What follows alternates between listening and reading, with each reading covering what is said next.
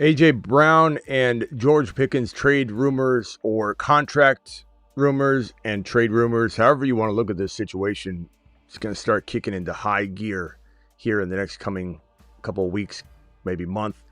I'm not sure what I think is going to happen with this situation, with either one of these situations. If I had to guess right now, because it's very much up in the air, Pickens' holdout lasts a while. I don't think Jerry Jones and Pickens are seeing eye to eye right now, or the two camps aren't seeing eye to eye on the numbers anyway for the big fat contract that George Pickens wants. And I don't know that things are going to get better when we have Puka get $40 million a year, Olave and London and a handful of other wide receivers that could throw a wrench into this entire situation. I just think it ends up being a long, lengthy holdout, which could maybe create some sort of trade opportunity on the tag. It happens all the time. AJB, I feel like, is going to get traded. We'll go over why I feel that way. I felt that way for months. It hasn't happened. We've been saying it'll happen any day now. It seems like Aaron Rodgers, announcing last year that he was going to return to football. We're like, any day now, any day. We just kept waiting and waiting and waiting. A lot of reasons why we're waiting. A lot of reasons why things are falling through. New England Patriots are still the lead dogs for this situation, but we'll break it all down. The Fantasy Football Show Graveyard Edition begins right now. File on in. You're watching a Graveyard Stream. Live from the FantasyFootballShow.com studios. It's the Fantasy Football Show. Live! Monday through Friday, 8 p.m. Eastern. Smitty is also live whenever news breaks. So, George Pickens, let's start off with AJB, because AJB is a player that definitely needs to be talked about. Appreciate all of you in here. Vader in the building, Lunchbox in the building, CD dropping a very random AK question mark. There was your time to shine, but you weren't clear enough, so we don't know what the hell you're talking about. AJB, according to Mike Vrabel, anything that we can continue to do to strengthen the roster, we're going to do, or we're going to try and do. When asked about potentially trading for A.J. Brown, this is not just a random comment. It was, hey, are you trading for A.J. Brown?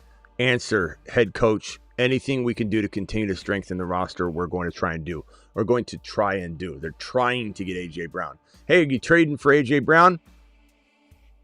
I don't know. We're looking at all options, not necessarily A.J. Brown. That would be something where we're like, I don't know. When he says we're going to try and do, relating to this question makes me feel like this is happening. It's eventually going to happen. We're waiting on pins and needles for it to happen. But I feel like it's going to happen. The only way that this could get squashed is if the Eagles back out, because they continue to sit there and they go, well, look at the Niners grabbing Mike Evans. Look at all these teams beefing up their wide receiver rooms, even across the pond. You've got Josh Allen getting DJ Moore. Jalen Waddle goes to the Denver Broncos. So all the high-powered teams are sitting there adding weapons, just adding monsters to create an even tougher environment for the Eagles to march through, whether it's on their conference side or the other side of the pond. This is the only thing that worries me, is they sit there and they go, if we diminish our arsenal of weaponry, we might be at a disadvantage. So probably not going to be the case that this is a clear-cut situation through and through, right? We're having some bumps in the roads. Maybe the Eagles are second-guessing this later. Maybe they're not. Maybe the Patriots are trying to nickel and dime them, and then the Eagles get tired of it, and they say, look, our options are running out. Let's say Jennings is on their mind, and Jennings gets signed, and the Seattle Seahawks bring him in, whatever. Then all of a sudden, the Eagles pull out. Like, this is why it hasn't happened yet. There's so many moving parts and so many reactionary measures that cause a trigger effect and a domino effect. And so I bet you almost anything that an A.J. Brown trade has almost gotten done several times. I bet you they've literally... Now, the Rams tried to go after A.J. Brown reportedly, and that was, I think it was completely confirmed.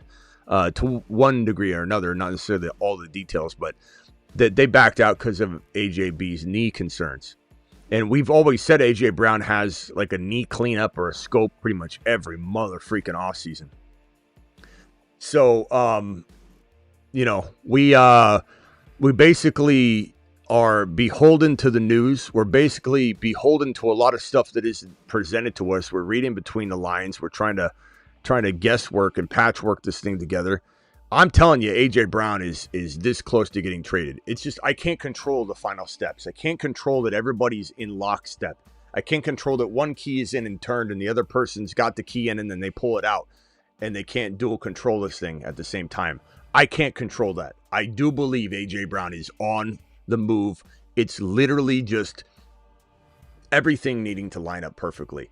Now, everybody's saying this is going to happen after the fact, June 1, post-June 1 cut because of the money. You're just repeating what you hear.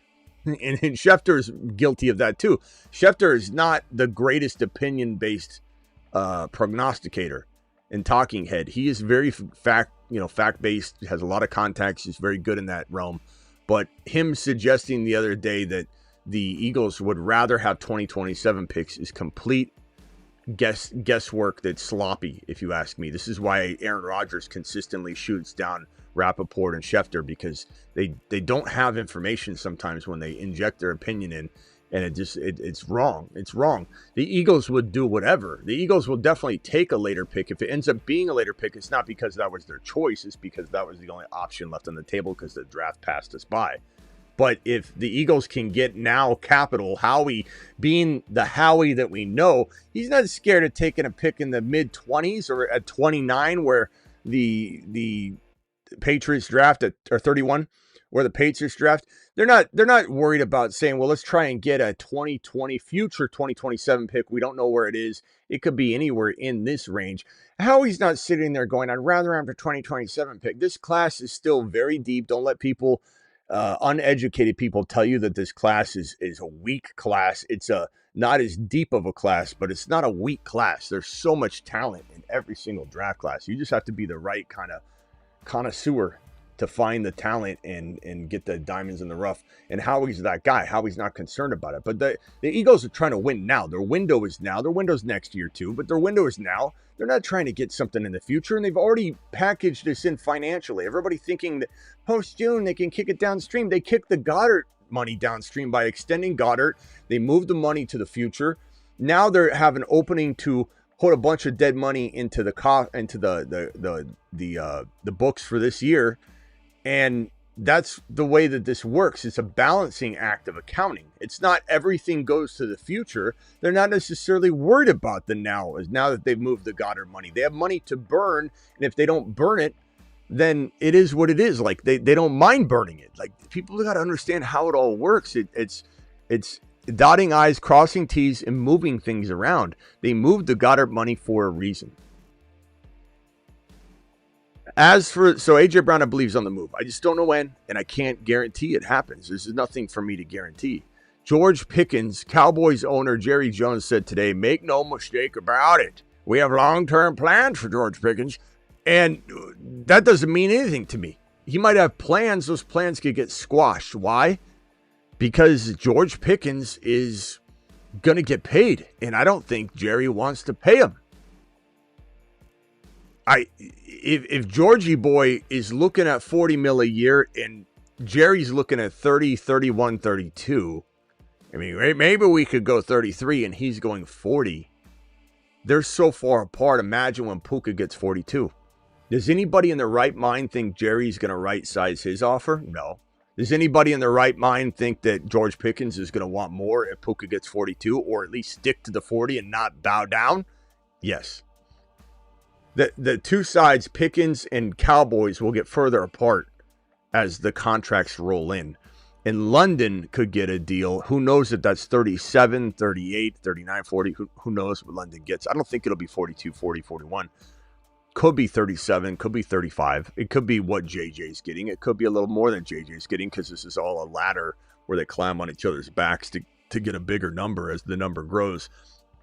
You don't just sit there and go, well, JJ's 35, so no one that's not better than JJ can't go above 35. It's not the way it works. You know, that's why a quarterback like Dak becomes one of the highest paid quarterbacks in the league, not because he does rank 1, 2, or 3, but because everybody's going to climb on his back to get the next contract. If they don't do that, they can't climb up the ladder. So it's very well understood that potentially London gets more than JJ. But let's just say he got 35. London got 35. Let's say Olave gets 32. I'm using low numbers. I don't even know if it can be that low. Then Pickens is going to want what London gets or more. I don't think Pickens would dip down below London for anything. I think that if Olave gets to 31, 32, 30, 33, and kind of screws the market up, and everyone looks at Olave and they go, Olave, what in the hell are you doing? And Olave signs for 31 because he's got concussion problems, and he's almost got to accept something a little lower because the team might say, bro, we can't. You know, we can't. 30, 32, 33. So Olave might accidentally screw with the market a little bit, and Georgie boy is not going to adjust and adapt, and Jerry will be going, yes, yes, Olave, thank you for resetting the market. And Pickens in camp will say, no, he didn't reset anything. It's Justin Jefferson up to Puka Nacua, Justin Jefferson up to Jamar Chase, Justin Jefferson up to JSN, and that's it. We don't care about any of the peons below JJ. That's what the camp's going to say over on Pickens' side. And Jerry's going to be like, nope, you're underneath Justin Jefferson. In fact, you are Olave. And he's going to say, I'm not Olave. I'm mother freaking Jamar Chase, even though we know he's not. He's still top 5. He delivered top 5 numbers. He deserves $35 million, which JJ's getting or above. That's my assessment. If you don't plan on paying $35 million, you might as well trade him. Now, as we said, the animosity between a player and team need to be present, and then an offer that the team can't refuse. Both those components need to be there for a trade to happen. And this unraveling probably will start to kind of speed up. And then we'll see if on draft day it's bad enough that they make a draft day trade. If it's not bad enough, Pickens could still get moved, but it's going to be a little less likely because the 7, 8, 9 teams interested, if there were, and they're not. There's more like five, probably 5 or 6 suitors maybe. Those go down to like 2. Because these teams start filling the running back room with Jennings and rookies and Jordan Tyson, Carnell Tate. Like, no one's got room for Pickens. You know, even if they want him, they can't justify the spending on it. So Pickens goes down to 1, 2 spots. Slim says Pickens ends up in Vegas. We hope that happens. That would be amazing. I don't know if you think that's funny, Slim, for any reason, but we love that. That's an awesome idea. We talk about it all the time. I mean, Pickens and it was Max Crosby Pickens trade, but Max is not going anywhere. They're not trading Max. Even if someone offered 3 first rounders, they can't even do it at this point. They've already shut it down. They've already handshake deal, hugged it out. Greener pastures, no. Grass is greener, no. We learned our lesson. Both sides learned their lesson, boom. And then somebody comes knocking, hey, I heard it was 3 first rounders now. They'd be like, oh my God. What do? We can't trade Max Crosby. We can't. We just can't do it out of principle. We've already told the man he's staying. We told everybody he's staying. The Raiders would be a laughingstock, even though it's an offer they can't refuse. He ain't going anywhere. So Max Crosby Pickens was Slim, what we talked about a lot. That trade could maybe happen. But now that that's off the table, Pickens to LV, it makes it hard. It's a hard thing to imagine at this point. However, you know, it's certainly within the realm of possibility if you start talking about, you know, I don't know, future picks and things like that. But hard to say Jerry would be interested in anything. I mean, unless this happens after the draft, you know, where it's like, this is getting worse every single day. Here, take this, take that. There's certainly a possibility. Yeah. So phone lines are open. Dial in. George Pickens, AJ Brown. Let's talk about it. Call into the show. Call into the show.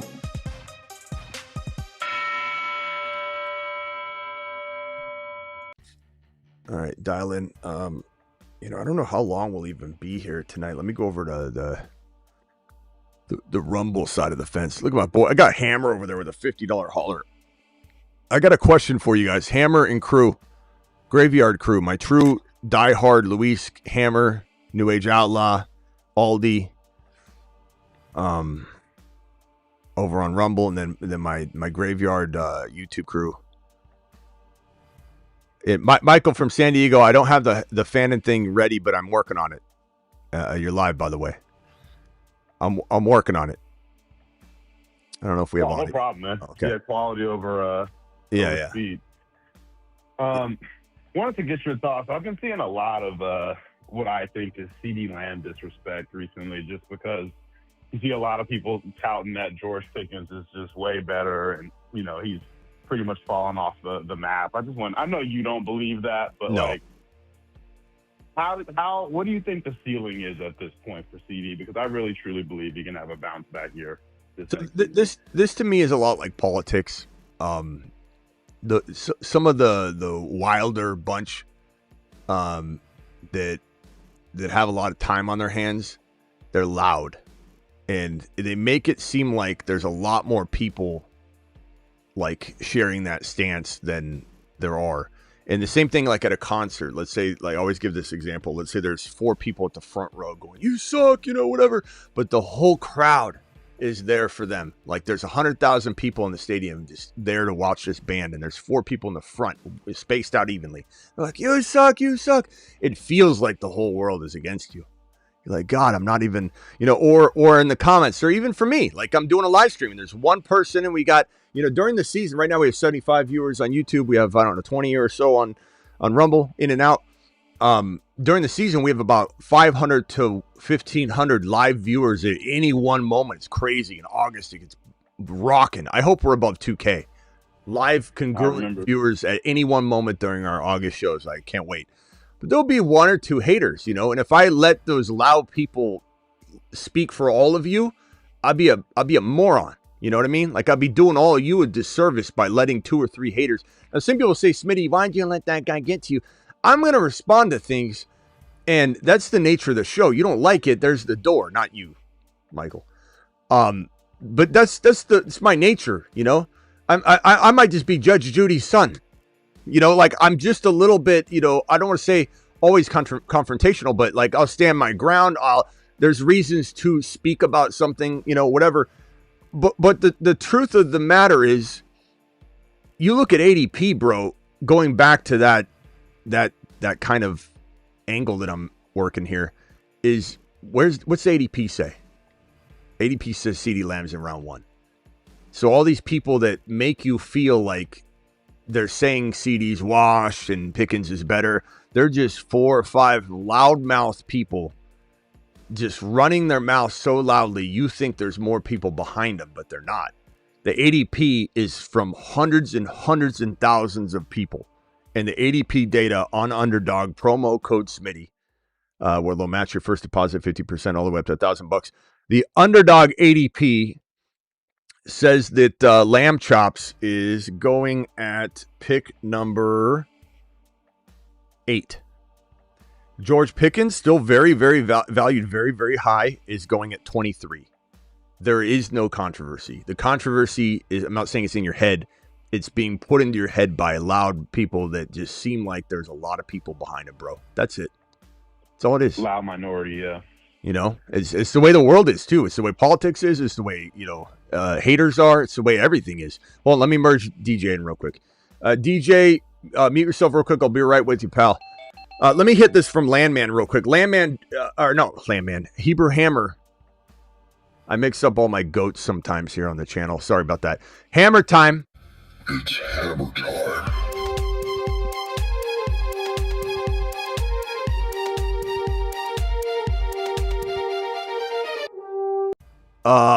Ready to stop hearing about AJ Brown. I don't blame you, Hammer. I'm sorry it's gonna be a little while, but we still have open discussion. Anybody can change the conversation. You could call into the show. It sucks maybe if someone's tired of hearing about it, but hopefully it concludes soon. But he's going to ball out in New England. Pickens stays in Dallas. Smitty equals the GOAT. Pickens probably, if I had to put a number on it, Hammer, I would say 70% likely of staying in Dallas, but 30% not is pretty big. But that's just because it seems that like Pitt staying in Atlanta, 90% chance. There's still a chance something happens. and their GM today said that they're always listening. That means that they're really open-minded to it. Breece Hall doesn't sound like he's going anywhere. I'd say 98% chance he's staying put, and that sucks because his camp doesn't know what it's doing. Like, they're not getting the deal they want. The team has said, the Jets have said that they're going to wait until after the draft to address his contract, and that takes away all the bargaining power that Breece Hall has. It's just idiotic. His camp doesn't know what they're doing. And then all the options are off the board. All the rookies are on teams. There's no incentive for teams to go get a running back. And not to mention, once he gets locked into his tag, you can't even mid-season extend Breece Hall. He's going to play on the tag. Once that deadline comes, he'll play on the tag the entire season. So what are you going to do? Trade for him on the tag and not be able to sign into an extension and have all your leverage taken away from you? So it makes it a near improbable trade. That's why a franchise tag player doesn't get traded. But thank you, Hammer, for the super chat, my man. Appreciate you. He's on the line. Be with you in 1 second, Hammer. Appreciate that 50.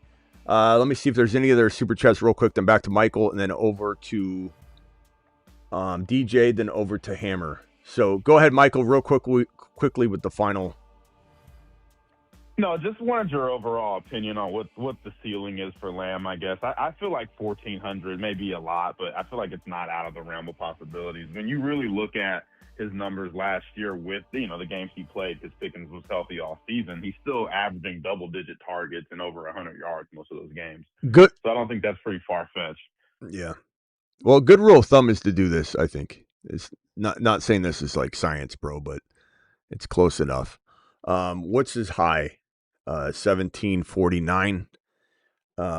Last year was 1077, and then the mid-range season was 1359, and the receptions, not in order of how these were, but the receptions were 117, 150. Oh no, those are targets. Hold on.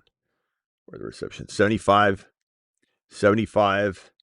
101, 30, 135. And 107, and then his touchdowns were 10, not in any particular order, 10, 14, and 1. So I'm going to say just eyeballing this and saying, okay, probably not getting his max because of Pickens, probably not going to ever sniff this 1077 again if he's healthy. I'm going to say 1,400 sounds perfect, right in the middle for yardage. So I'd say 1,400 yards, and then receptions. 135 is out of the question. 101, I think, is too low. So, 105, 107. And then touchdowns, we have 14, 14, 10. Let's call it 12 to 13. I think that's probably what you're getting out of Lamb, and that's damn good. That's a damn good year. Yeah, it's fantastic. Yeah, okay. I mean, none of those are high. None of those are highs. That's kind of how I do my spitball assessment is just, is the situation the most ideal he's ever been in? The answer is no, because Pickens is taking away, but it still could have some big games. Like best ball, maybe he's better because he has these huge spike games, and at the end of the season, he goes crazy at the end of the year because he's fresh. So there's best ball, there's some advantages to Pickens. But overall, you just look at the numbers and you just say, damn, something in the middle of this is gonna be safe. So I'd say 107, 14. You're a go. You're live. Wow. No, why I think I'm just going to talk about Pickens. Why I think this is different than years prior. I know Jerry is Jerry, but I truly believe amongst that group and Schottenheimer, they actually seemed like they were a unit. When most Dallas teams kind of always had some ish to it. I actually see the rest of the guys going and speaking to Jerry. Does Jerry listen? I don't know. But Micah Parsons, yeah, amazing talent. I don't know how many people had his back. You know what I mean? I feel and like I said, I'm not putting it on a Cincinnati level. If your offense is at high clip and your defense just kind of can't keep up, yes, they've improved, but you got to excel on the other. mean, that's just what Cincinnati has to do. I'm not saying Dallas has to model it after them, but I mean, you'd call it a buck. I mean, that defense is going to give up however many points. So I think my reaction to that is that it's a very logical take, and to a degree, I think there are days where Jerry will take advice from people, and then there's other days where he wakes up. This is why I say he wakes up on the wrong side of the bed, I don't think anybody can talk sense into him. And the worst part about Jerry is the more you try and tell him, like especially like in an interview, what to do, or he should have done this, or what he did wrong, he almost goes in the exact opposite direction to just kind of like show you who's boss and that he's right. So like if I was in his circle, I'd be making him have the ideas. I'd be like, Jerry, so I think Jerry, there's two options. I don't know which one's probably the better one. The one where we sign Pickens and there's continuity and Lamb's willing to restructure. So it's kind of like we can stumble into the money, right? A lot of guys were willing to restructure. So I don't know. Is that I don't know. It's up to you. Your idea. You're like, is that maybe the best avenue? Jerry goes, I think it's best if we ask Pickens to restructure. Jerry, that's a great idea. Yeah. That's the only way I think Jerry, I don't know. The problem is like the Parsons thing was so bad, and I'm sure there were people in his pocket or, there are people sitting right next to him that were like, Jerry, we got it. And he just didn't listen. The only thing that concerns me is if Jerry's far off the number right now. And you got to remember, Jerry's the guy that went to players and said, I don't want your agents involved. It's so incredibly crazy. I was just about to actually speak on that. Yeah. So, but real quickly, that part concerns the hell out of me because that means he's trying to nickel and dime. And if he waits this out, he's so inept with this, he doesn't realize the price tag's going up. And then they're further apart. Like right now, if Jerry went to Pickens and said, what's your high number? I bet you if he lowballed him by about $1 million or $2 million per year. So let's say Pickens said 39, 38. Like, if you're asking me what my low is to do it right now, 39 million to 38 million. I want to be as close to CD or to those boys as possible. And I also want to help CD Lamb get his, he's what, 34 million a year. So I want to help CD Lamb get his. I'm a ladder for him. So $39 million. And you better believe Lamb wants him to get the biggest number possible because then Lamb can come back and get a bigger number next time. So anybody thinking Lamb doesn't want him to get more, they don't know what they're talking about. So let's say he gets 39 or he tells Jerry 39. Jerry says 38, 37. And if Pickens were to say, screw it, let's get it done, that number won't even be the floor a month and a half, 2 months from now. If Pickens or if Puka signs his deal and one of London or Olave also sign an extension, then we're talking about 40 mil, 39 mil instead of 37, 38. It's just going to get out of hand and out of control. Go ahead. And yes, I respect the market and, respect, but also I don't think Pickens is an idiot.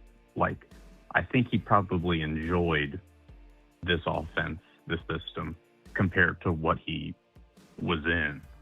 So am I asking the guy to take, a pay cut just because, we have a better system? No. But if I'm George Pickens, would I take a few $1 million less to be here or go to another Pittsburgh situation? I probably would. Yes. At that point, yes, but you also... I know that's not how it works. I know that's not how it works, but... You also could get that make up the difference in bonuses and upfront money, though. So if it was like, hey, Jerry, let me lower this, well, then give me more upfront, and then it's okay. Or more guaranteed money, and it's okay. Because you're kicking that down the road. So there are ways to get that number down to 37 if there's more guaranteed money or whatever. So there's definitely stuff, incentives, things like that. But I don't know. We'll see. And then this $10 hauler from John. John, appreciate. I would have dialogue with Jerry, actually, counter to what anyone would say. After everything you've seen and how the way Jerry does his stuff, I don't know. I'm not going to do that whole Micah thing. Yeah. John with the super chat says, "Hey Smitty, I think there is actually a chance the Jets could be decent this year with 2 firsts and 2 seconds and a veteran like Geno." Come on, bro. It might not be. Is this a joke? It might not be that bad for Brees and Wilson. Okay. Is there a world where I'm eating my words and we're getting, Geno was in a horrible situation in Vegas, and that doesn't transfer over to Mendoza and Kirk Cousins or whoever ends up quarterbacking week 1 because they've got Kubiak. Kubiak's got the best center in the NFL now in place. An offensive line that's healing, and then they're replacing and coaching it up more importantly. Then Bauer's being held like this. Nothing is the same. So anybody wants to say Vegas is not even the same team. It's almost like a brand new expansion team. Look at it that way. It's not the same team. But Geno did go to a horrible situation. And so there is a world where Geno is a little bit, mute yourself, pal, I'll be right with you. There is a world where Geno goes to this Jets situation and is just a little bit better than we anticipate given how bad he was. But he's also a year older. It's also Aaron Glenn, probably the worst coach in the National Football League. And the ineptness there is shining through by his comment that Geno's taking them to the promised land and that he's absolutely that guy. And just the confidence he has in Geno Smith makes me feel like he really doesn't know football. But Aaron Glenn is awful, and they really kept him in place, John, so that when they clear the board next year, they don't have to like the guy that's in charge because they're clearing the board. And he's the scapegoat. He's the guy standing there just to man the fort, the substitute teacher, if you will. He knows nothing about what's going on. He's an absolute And so from a head coaching perspective, you want to isolate him to his natural position? Sure. But this is a coach that does not have a chance in hell of being a long-term option, let alone lasting one more calendar year if he isn't fired by midseason or right at the end. Do I think that Breece Hall could do okay? He still could. Could he earn late 4th round value? He could. Would I take him in one league out of 10 or 12? Maybe. Yeah. I think I said that before today and yesterday. Garrett Wilson. Last year, yeah. Garrett Wilson, is he going to be able to be like top 15 wide receiver capable? Maybe. But there's too many other options at and around these guys' ADP to even mess with it. So my answer ultimately is I don't agree with you, although I'm sure you're a Jets fan. You got your hat tilted up. I'm sure you're hiding the Jets logo. I don't blame you. You've been abused. Jet fans have been abused. It's not your fault. I feel bad for Jet fans. Remember that kid who was walking away on they were interviewing him on ESPN or something or wherever, and they're like, "Hey man," he's like, "I hate this team. I hate this team. I'll always be a fan, but I hate this team." The Jets are just, it's so awful, bro. It's so bad. Geno Smith is not him, bro. Geno's awful. He's probably a bottom 2 or 3, if not the worst quarterback in the National Football League. He's writing back this year. I hate to tell you, but I appreciate you, John. Keep the faith if you're a Jets fan. I could be shocked a little bit, but it's not going to be being shocked a lot. Like you say, I think they can actually have a chance the Jets could be decent this year. This year, I don't think this year. Maybe in a couple years, it all kind of turns around. Their objective is to get the number 1 overall pick too. So I don't know if you're expecting them to win. The Jets are literally allowing Aaron Glenn to screw it all up so they can get the 1 overall pick is what's happening. But I don't know. Trust your gut, John. I appreciate you. I hope I didn't offend you. All right. Where was I going? DJ, did you ever say what you wanted to say? And then over to Travis, then over to the 480 caller. Go ahead, DJ. Best show on the planet, Smitty. What's up, squad? The trading and who's available, who isn't available. I'm not sure it matters because it in business or anything in courting, whatever, right? Closed mouths don't get fed. That's how you get fired. You still pick up the phone. So the GM in Atlanta saying, well, we're all here. So, of course, But even if he didn't say that, or other GMs don't say that, no, your job is to pick up the phone. You got to see, you have to shake the tree. That's just true. Closed mouths don't get fed. Pickens, I think we talked about this a month ago. He was already coming in my opinion, at 35. That was like a month or two ago. That was pre-tag. So, and he did right in terms of holding out. Olave signs, it won't matter. Good point in terms of Pickens saying, yeah, Olave, that's great. It has nothing to do with me. Roseman and AJB. Yeah, it's just a matter of getting the right value because, they're chasing chips, right? This is their window. And even if it isn't like their window this year, what have you, they have to have some continuity. So if they're going to move AJ, they got to do it right. And we got to give Roseman the benefit of the doubt. And it sounds like with Brable having said, try and, make things happen, that's saying, we're willing to make some things happen. I don't know if you share that, but, so Roseman has open hat. He's a beast. Jerry Jones, and Pickens. But Jerry Jones, I guess we could say what we want to, reality is he's not a GM, man. He's the owner. He's playing like fantasy football, gets in his feelings, but he's a brilliant businessman, obviously. Take nothing away, from him in that. In terms of HT's point about Pickens maybe staying or going, Jerry just tends to have a way of messing things up. And, granted, if he does stay there, I think Smitty made a great point. They can, upload him, front load him, give him the money maybe that he's looking for if he wants to sign a short-term deal. Kind of like, let's keep dating. You know what I mean? Yeah. Best show on the planet. All right. Thanks, DJ. Appreciate you. Yeah. Let's see here. Who else is on the phone here? Let's go to 480. You're live, and then Travis. Hey there, Smitty. What's up? What's your name? Where are you calling? You're calling from Phoenix. Hey, Casey. Well, I'm up in Cottonwood, but had the same Cottonwood. phone number since 07. So Cottonwood. Arizona native, first phone caller.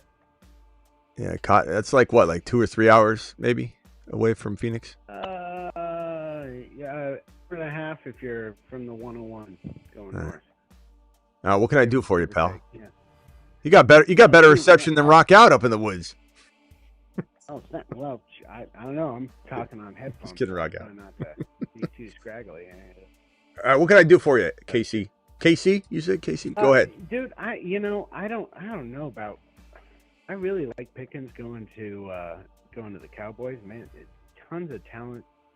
And I wasn't really tracking the attitude problem that y'all talked about.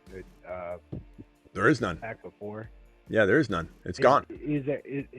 Yeah. Oh, with this year, right? Well, yeah. I do think that, right. like I predicted, he would be a good boy for 1 year, and he absolutely was. I was 100% right.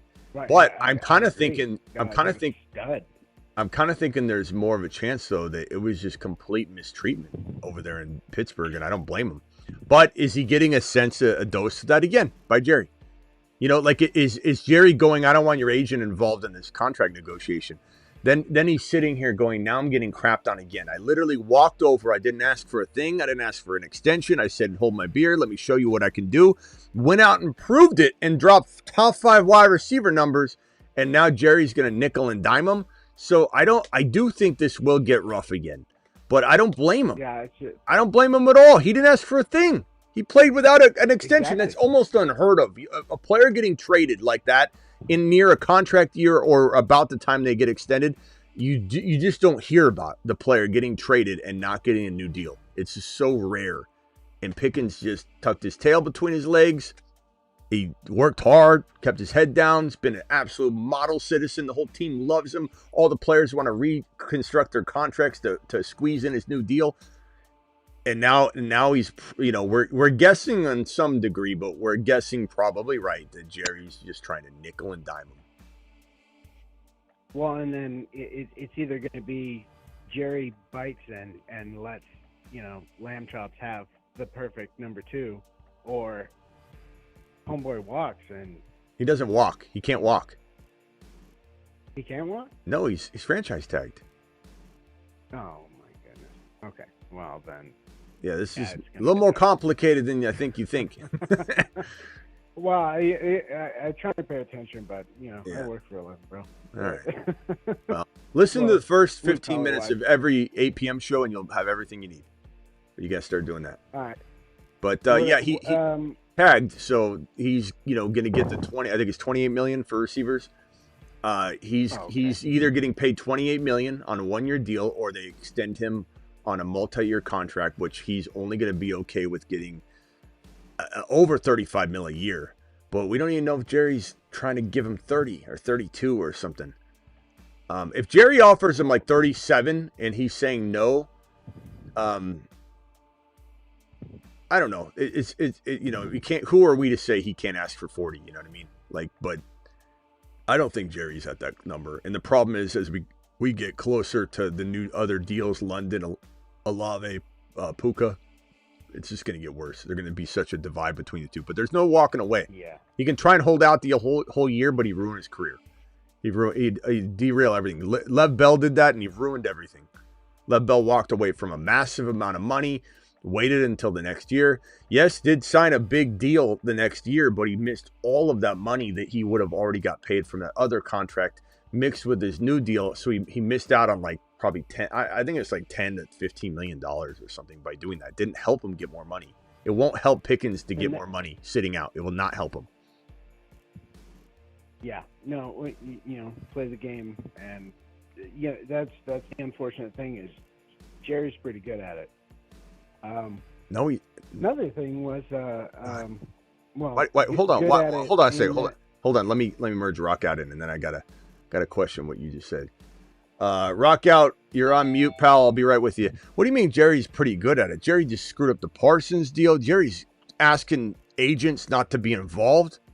Like Jerry's stepping on toes. He's not trying to be he's trying to politicize, right? And that's the thing. He's not trying to manage. He's not trying to. That's kind of on the thing. He's bad at managing the team, but he's good at promoting the advertisement of the team. That's kind of what. But that's nothing to do with this contract situation, though. He's bad at handling these contract situations. He's horrible at it. Agreed. 100% agreed. Yeah. All right. Anything else, my boy? I think Geno Smith is not someone you want to draft, not someone you want on your fantasy team, but I think there's a lot worse quarterbacks that are starting that a few. Let me get my pen out. Hold on. I don't mean to disagree with everything you're saying, by the way. It just happens. You're good, dude. All right, give me these quarterbacks. Tell me who these guys are that are better than Geno Smith. You tell me right now. Wait, you mean that Geno Smith is better than? No. Yeah. Yeah, okay. All right. I think he's got maybe a hair on Bryce Young, but he's got the youth on his side. Poor Bryce. Dude, that's maniacal. Maniacal. Poor Bryce Young. Bryce Young is holding it down, but. All right. No, we're laughing because this is Luis's Geno boy. Smith was this bad. Okay, go ahead. Be around and be bouncing Next player, because you're going to run out of names, and then you're going to have to admit that Geno Smith's one of the worst quarterbacks in the league. And your starting point was, I know he's not great, but he could be better than a lot of other. So you're trying to make your argument. Bryce Young, go ahead. Who else? Who else? Justin Fields hasn't had a good chance. He's not a starter. He's the starter, yeah. He's the backup in Kansas City. Well, yeah, I know, but he was. But no, you're saying he's better than. You're saying that he's better than a lot of others. Okay, so we're going all the way, all starters. Well, that's what you said. You said that there could be worse. I mean, there's 30 Yeah, of there them. could be So worse. Okay, You could have Would you say Mark Stroud? Sanchez. Same no, damn team. we're going with the See, I would starters, all starters. Mm-hmm.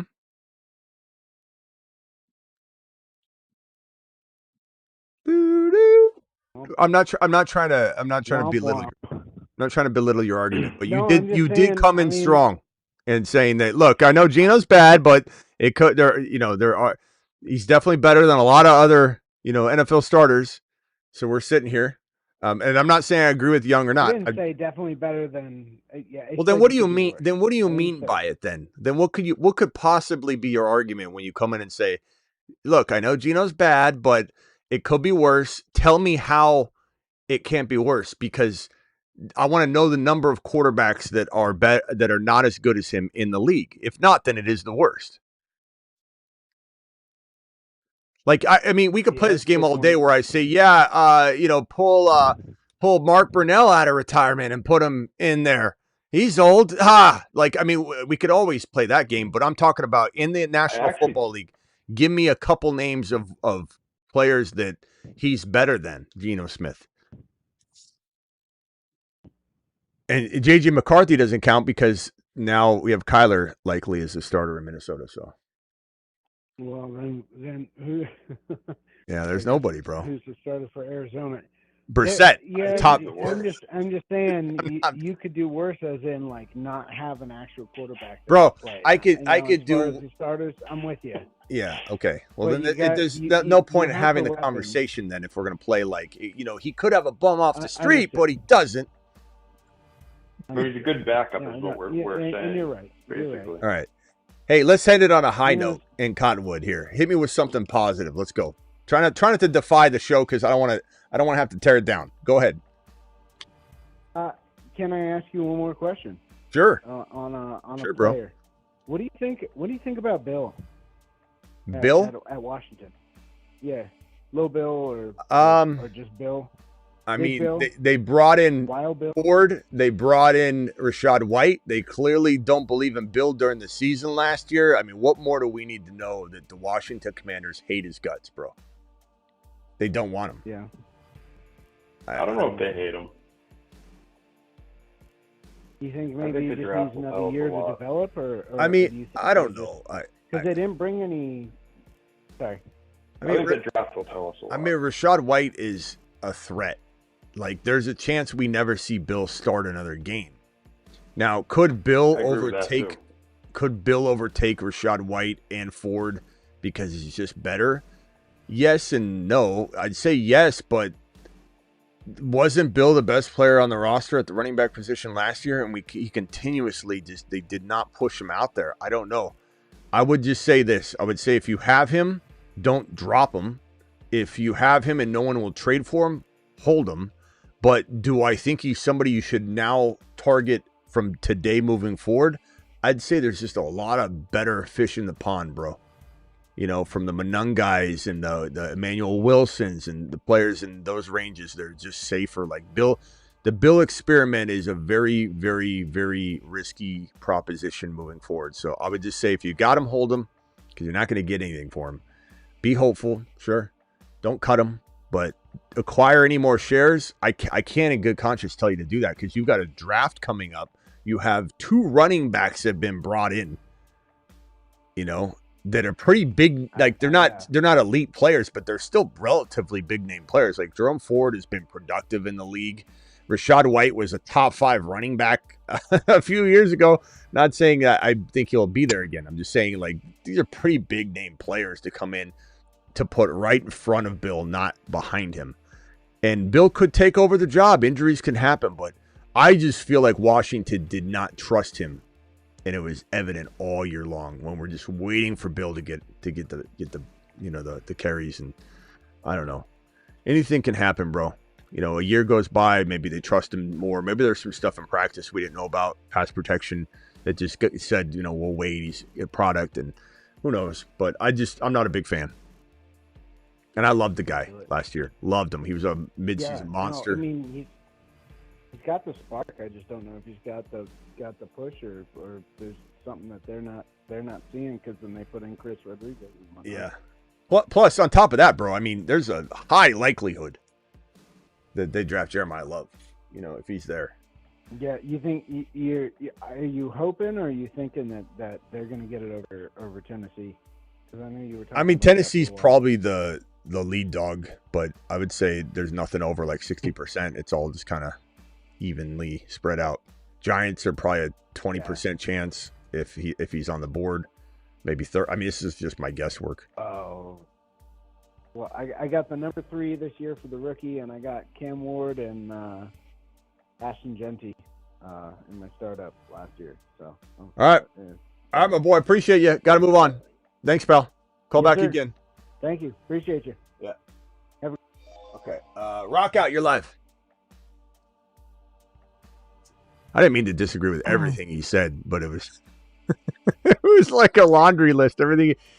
I mean, the Geno one brings up an interesting conversation, because I think he's probably the worst starter on paper in the NFL. Like, I guess if you're counting McCarthy, you could say, but I'd rather take a chance with McCarthy. I'd take a chance with Stroud and Young.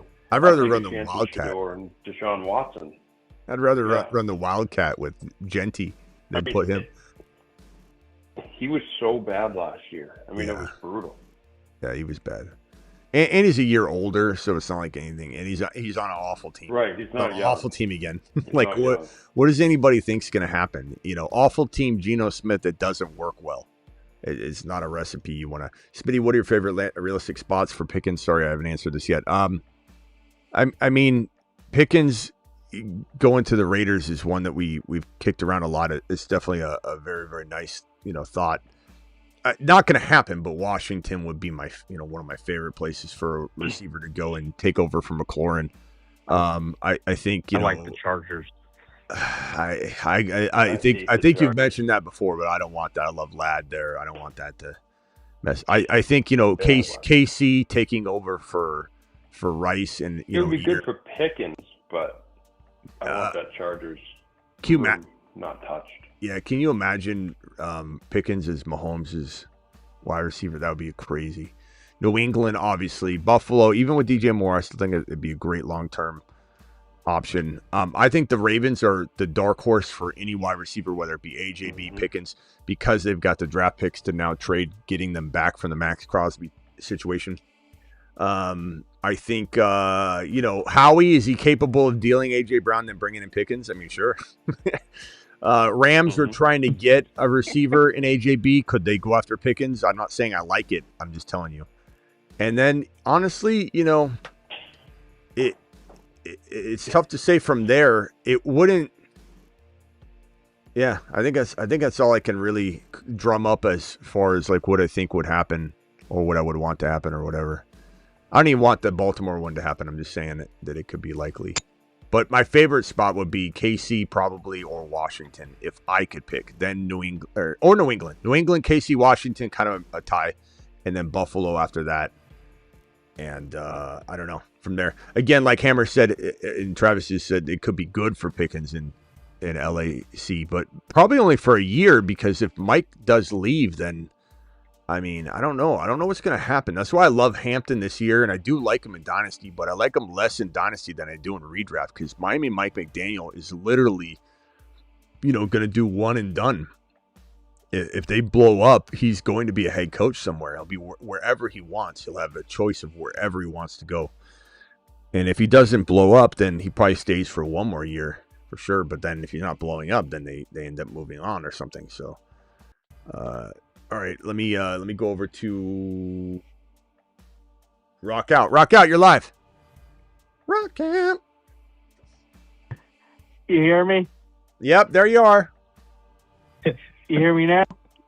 A little better. What's up, Rock Out? What do you think about Skylar Moore, the wide receiver from UConn? Yeah, he's good. I like him. I think he's pretty good. We got him. I don't know if I have the receiver rankings here. Let me see if I can get all these quarterbacks. Yeah. Into hold on one second. Let me drag them all. in here, and that way then I'll get rid of them. Mute yourself real quick, Rock Out, while I'm talking, just because you get that nasty reverb. I don't know what's going on with Rock Out's phone. Rock Out's only your phone. So weird. Here are the rookie rankings. Tyson Tate, they're tiered up because of landing spot. Cooper Bell, Lemon, Concepcion, Boston, and Jeremy Bernard. Scott, we got Branch, Lane, Malachi Fields, Hurst. Hurst is a guy that I'm going to move into this tier. I'm going to put him right here. Boston. I'm actually going to put Hurst maybe. I like Hurst a lot. I could put Hurst, Hurst right after Concepcion and Lemon. And honestly, if he falls in the right spot, he could go higher. Bernard, Boston. I'd say it's something like this. So everybody else, Brazil. Maybe I'll put Brazil over as well. Branch. Branch is okay. I like Branch. Skyler. But yeah, Brazil right here. He would be outside from Brazil up. I still wouldn't rank him higher than these guys. This is my 1, 2, 3, 4, 5, 6, 7, 8, 9, 10. This is my top 10. Why is Lemon so low? Oh my God, Smitty. LOL. LOL. Look where Smitty has Lemon. You guys see where he's got Lemon? Oh, he thinks he's a lemon. Hurst, Concepcion. Lemon's not safe at that spot. Hurst could be better than him. I quietly like Hurst more. All right. What else you got, Rock Out?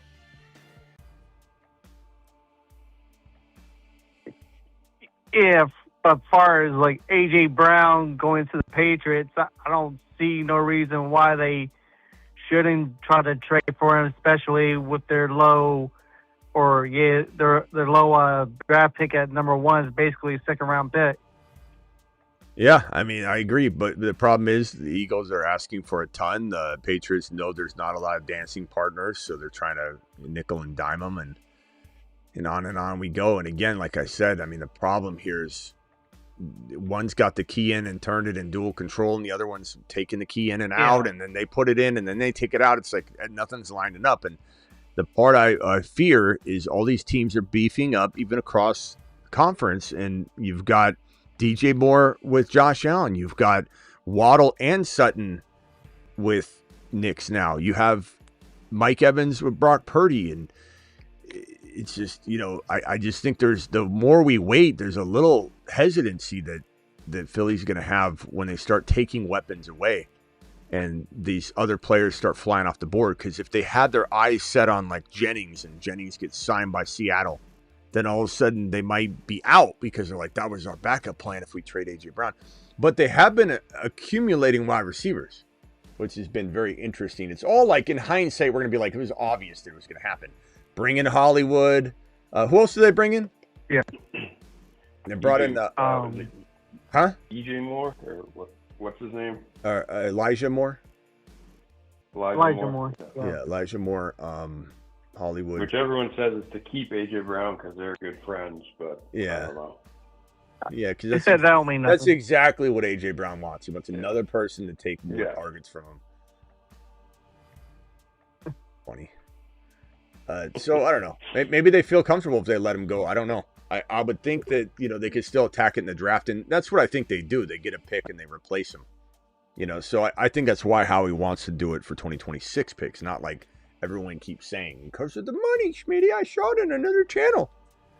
He posts one June cut. I already know. I have the information. Don't you think they'd get it done though? If that was the case, I'm just baffled by it. If they want 26 picks, I think that. What are they waiting for? Just they have too high of a price. Or do they want 2027 pick? I think they want more than the 31 overall pick, and I think that the Patriots are saying we don't agree with that. Where they want. I think the Rams, and this is why I say like the longer we wait, there's more pitfalls that appear. The Rams doing their due diligence opens up the door to concerns about A.J. Brown's knees, and now you have the Patriots going, now the price is going to change. And it's like, who knows what kind of nickel and diming the Patriots are doing. So, if they're like, we'll do it for the 31 and a fifth, and they're like, no, we want a first and at least a third, and then they're like, no, we're not doing that, and then they're just kind of standing down. I think that's probably the way it's going. But I think AJ Brown's knees are a little bit of a concern because he gets a knee scope almost every season, and we don't hear about it for 3 or 4 months. And I think that because 2024, he had it drained every week. Yeah, because they're kicking the tires on the kid. He's still a kid. They're kicking the tires on AJ Brown. They're finding out about the scope early, probably, is what my guess is, or just whatever. Why did you have surgery yesterday? Oh, I have surgery in the off season all the time.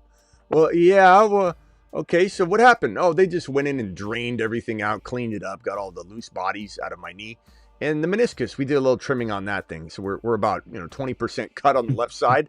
We're good. We're good. I do this every off season. And then the Patriots are like, or the Rams are like, we're out. And then the Patriots are like, we heard about the report. Like, we don't know. A lot of stuff, especially medicals, they're not just going to hand it to us. So who knows what's going on? I don't think we really have a good guess as to why this is being held up. The Patriots continue to insinuate that it's like in their best interest, like Vrabel today. What do you want, AJ Brown? Are you trading for AJ Brown? We're gonna try and do everything that'll help our team win. So it wasn't like, oh, we're open to anything, we're answering calls. He's like, we're gonna try and do everything that will help our team win. Like when addressing that comment, and then the Eagles is AJ Brown on the roster? Nothing's guaranteed. And then the next comment's even worse. Today or yesterday, where the comment was, AJ Brown. It used to be that we're not in the business of getting rid of good players, and now it's like, no one's safe, practically, is what the stance is by the Eagles. So the Eagles are not saying we're not trading AJ Brown. They're not saying that. They don't even say it at all. I think the Eagles could actually make out better by waiting, because I think if they signed a guy like a Jennings or a Diggs and then took a booty back or something in the trade and then get a 27 pick. Yeah. I think they can, because of the way they use AJ Brown, not saying that you replace the actual player, but because of the way they choose to use AJ Brown. Yeah. No, like we said all the time, it's like a race car, and if the race car, let's see the odometer, if the race car can only go, or if it can go 300 miles per hour, but you only drive at 200, and AJ Brown's a 300-mile-an-hour race car, then all you need to do, if you only drive at 200 miles an hour, is go get that receiver like Jennings or whoever that only goes 200 miles per hour, and you're getting the exact same production. This is kind of the way we've mapped it out all offseason. I think we're done with the marker. But so they just literally AJ Brown or Jennings is giving you the exact same production. Exactly. So I don't know, but I think trying to assume why they're not doing the deal as if it's like one thing is kind of not an easy thing to, do, because it's probably multiple things. And I bet you it's been different things each time, like, I don't think they're sitting on the same problem. I think the problem is you're watching teams build with Mike Evans and DJ Moore, and you have that problem, and then the price goes up because of it. Then you have the problem of the Rams turning down AJ Brown because of the knee, and then that lowers the price. So it's just a constant fluctuation of value, and these two sides cannot see eye to eye. So that's basically what it is. So they need a 200-mile-an-hour race car. I don't know. Jennings is probably not even that. So let's say they're going after a rookie, but they could get Jennings and get near the same production as AJ Brown, honestly, because of the way they don't use him. But you also got to wonder if the Eagles believe they will use him better with a new offensive coordinator, and that's kind of weighing on them to say maybe we don't get rid of him. Mm-hmm. Mike Evans in San Francisco, what are we doing? Let's just fix it. Let's throw to him more. But whenever they threw to him, they were losing. They did bad. They'd win when they didn't give him the ball, and then when they give him the ball, AJ Brown would be happy on the sideline with a big smile, and then look at the score, and they're losing. It's like AJ Brown's the epitome of a stats guy. He only wants to wet his beak. He doesn't want to win. Crazy. All right, rock out. Any final thoughts? Yeah, big problem as far as getting trade down the Eagles is how he's pretty stubborn and set in his ways, and he basically makes sure he basically destroys the opponent he's trying to trade with. Yes, sir. All right, rock out. We might go on the Dynasty show, so we'll see you over there. All right, cool. All right, call in if you want later. Hebrew Hammer, final thoughts on anything in particular? Again, I understand this business is messy and it comes with it, but I kind of believe like you really want the player, you make it happen. Like, and that's such a blanketed statement, but like New England probably has some idea of what Philly wants. So it's like, do you want him or not? And I mean, that's what I'm kind of like. I understand the game. I understand how it works, but it's kind of like, for both teams, it's in my best interest. If I want this player, let's get it rolling. Or that's just kind of how I see it. I truly believe that it's easier to get something done than everything that is shown on TV and whatnot. Well, we'll see what happens. I do think it's getting done. I think, I've been saying it for a while. He's going to get traded. And he hasn't got traded yet, I admit. But I think it's just been sitting there, almost getting pushed over the ledge. So we'll see. All right, Hammer, call into the Dynasty show if you want. We'll be live in a few minutes.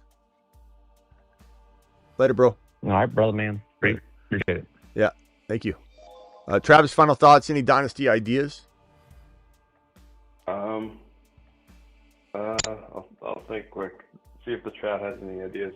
Chat?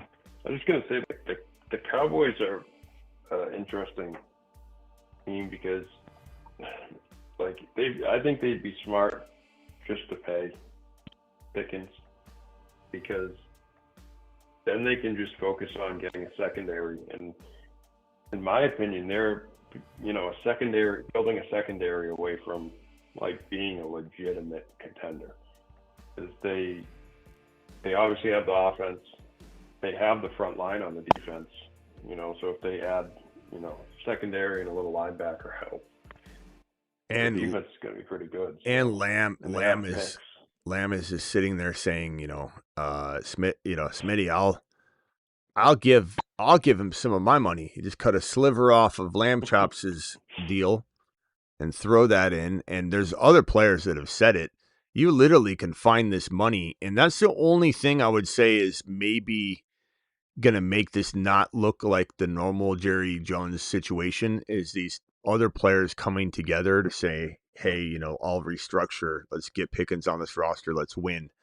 And Jerry might, I don't know about you guys, but did anybody have a hard ass grandpa? Like that was really hard on you as a kid, but then as he got older, he was like a softie. And you're like, man, I remember grandpa being a dick.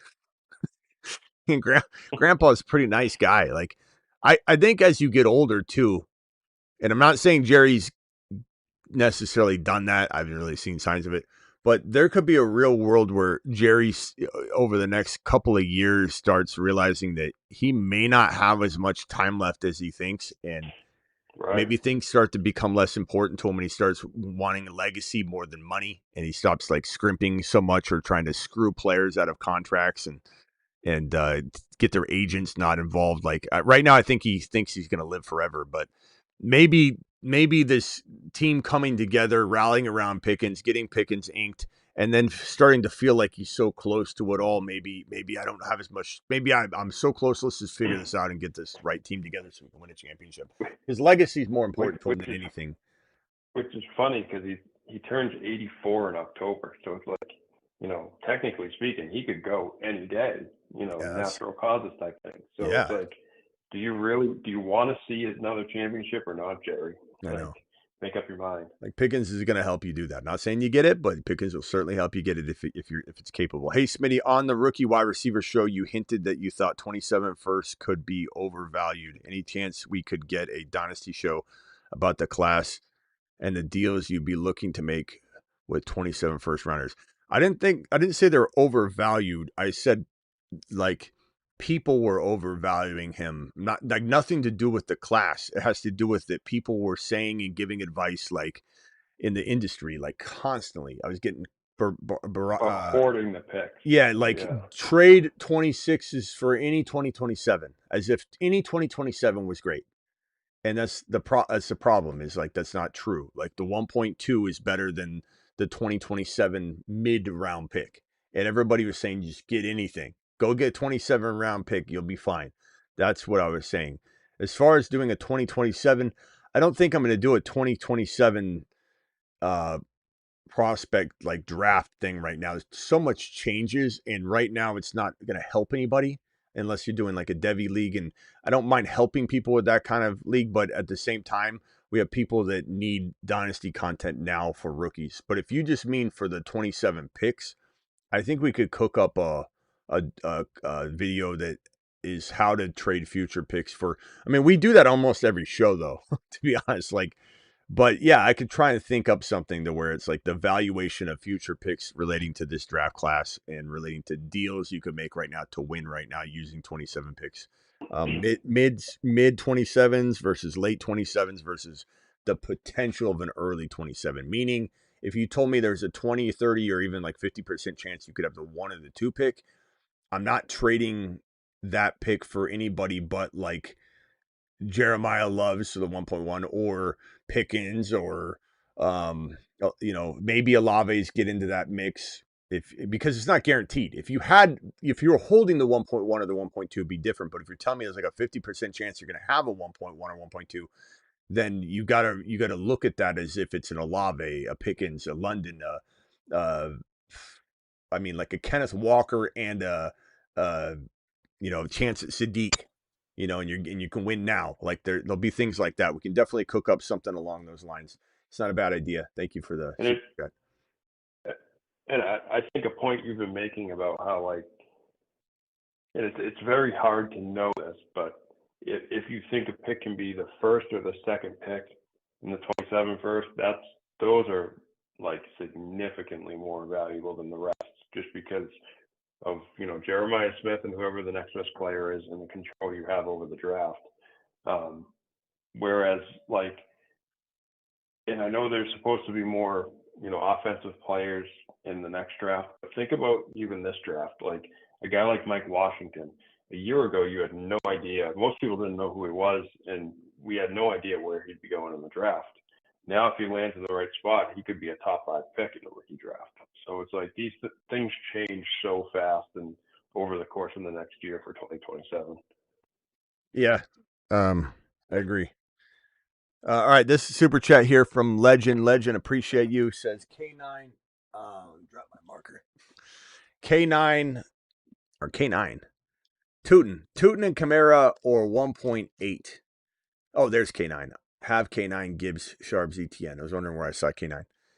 Tootin Camara for the 1.8.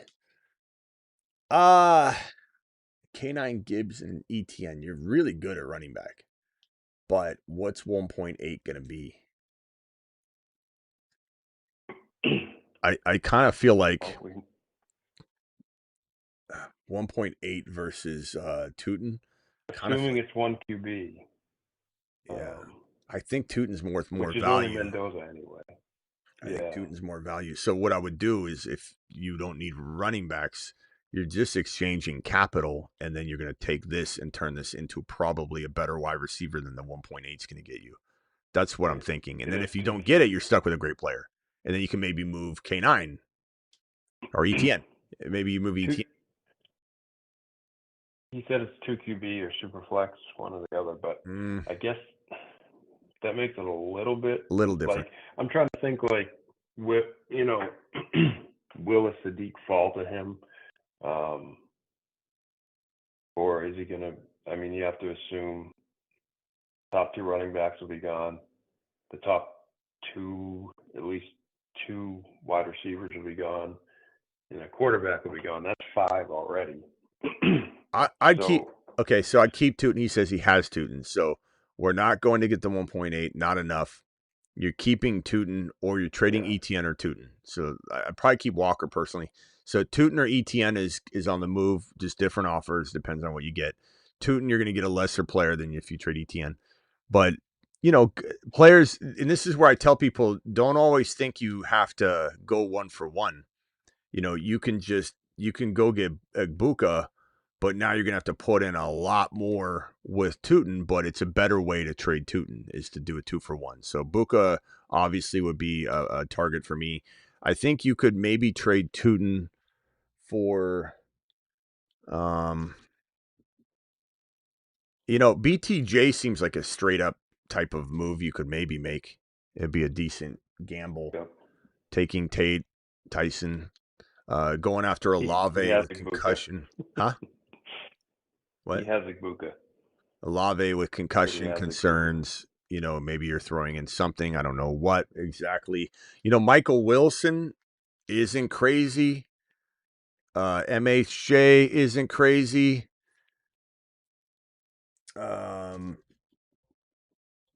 Lad McConkey, and then you give up a little bit more.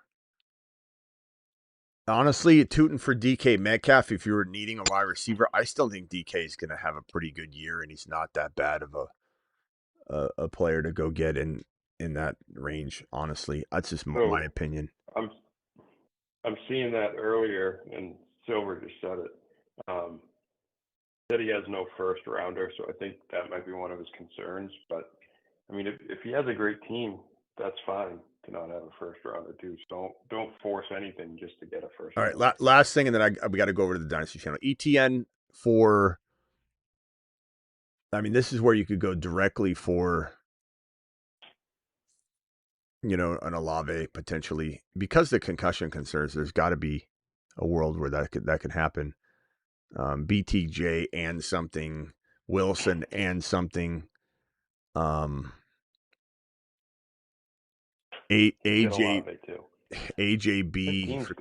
for 2 years, and you get something else maybe. I don't know, or just AJB straight up if you need it. But if you don't need receivers, then it doesn't matter. But that's where I would go with it. I think he put his team down there in the chat. I think if I'm him, I'm either going for one of the top 3 QBs, or just trying to upgrade to a more elite wide receiver or running back with what he has, because he's got a really good team there. Yeah. Throw Tootin in with a receiver and just upgrade him slightly. That would be my advice. All right. Travis, we'll see you on the Dynasty Show. Yep. See you over there. Bye. All right, later. All right, guys. We'll be over on Dynasty. I think we'll talk about. Thank you for the super chat.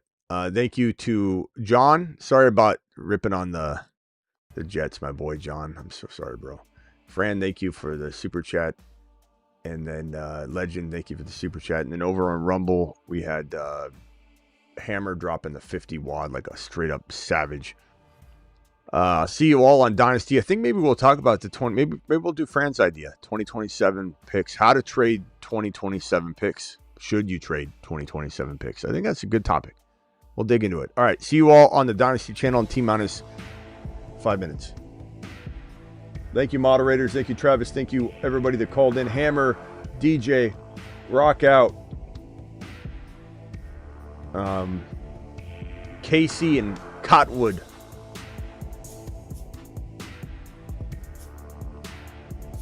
Caps, appreciate you. Geo, appreciate you. Silver Rapture in the building tonight. Thank you, Silver, for all the Peanut Gallery comments. Appreciate you. Husseini to the moon.